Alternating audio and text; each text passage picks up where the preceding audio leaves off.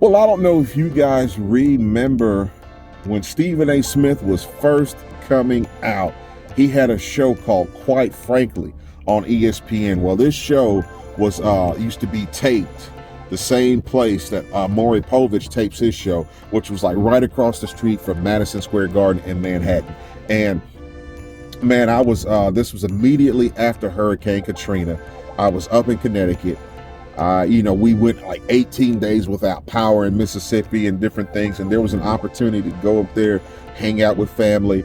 But however, while I was up there, man, Stephen A. Smith at that time was, he was young, he was fresh, he was kind of cut from a different cloth of a lot of the other reporters, and that he would tell it like it TI is. And I liked that about Stephen A. So when his show first came out and I found out that you could get free tickets to go to the show, it was like at that time everybody was coming to his show, the John Elways, the Kobe's, the Allen Iversons. So all you had to do was basically kind of get like the roster, see who was coming, and then you would call the number and you would leave a message on the voicemail, and they would call you back and let you know yes or no, we have tickets, all these tickets are gone, but you missed that. So it's like Allen Iverson was coming. That's my favorite basketball player all time. So I tried to catch that and I just barely missed it. But they were like, hey, Barry Sanders is coming.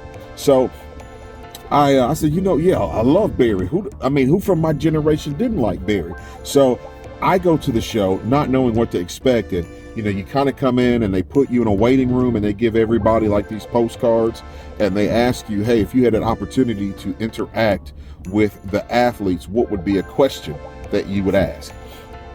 Me being a 49er fan, I just had to know. I wrote it down. I said, do you ever think about how your career would have turned out if you had played with a team like the 49ers or the Cowboys? And I didn't think much about it. So after we get out the waiting room, they put us on, basically where we're sitting at in the crowd, and they're kind of arranging us a certain way. And they're giving us, the producer is giving us a lot of cues, what you can't do while they're filming. Just a lot of, do's and don'ts. So then he takes out 3 postcards and he says, who is so-and-so and so-and-so? It's like, all right, you sit right there next to the microphone. And he was like, Anthony Mitchell. Who's Anthony Mitchell? I'm like, that's me. He's like, all right, come over here. Boom, boom, boom. So then they give us a dry run. Apparently, they have read our questions, and they're like, okay, that's a question everybody wants to know.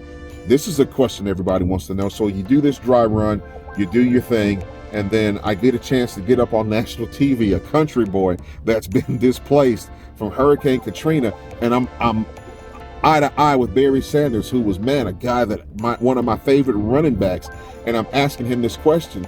And when I asked the question, Barry's eyes sparkled, and man, he answered my question for a while. So I knew I had made a connection. And then after I sat down, he kind of gave me a head up and a smile, and that was just like, okay, Barry's another real one. He's a everyday kind of guy. So shout out to Barry Sanders for just that experience. And then after they finished filming, he just smiled at me again. So man, that for a kid, that grew up loving Barry Sanders, that's my Barry Sanders story.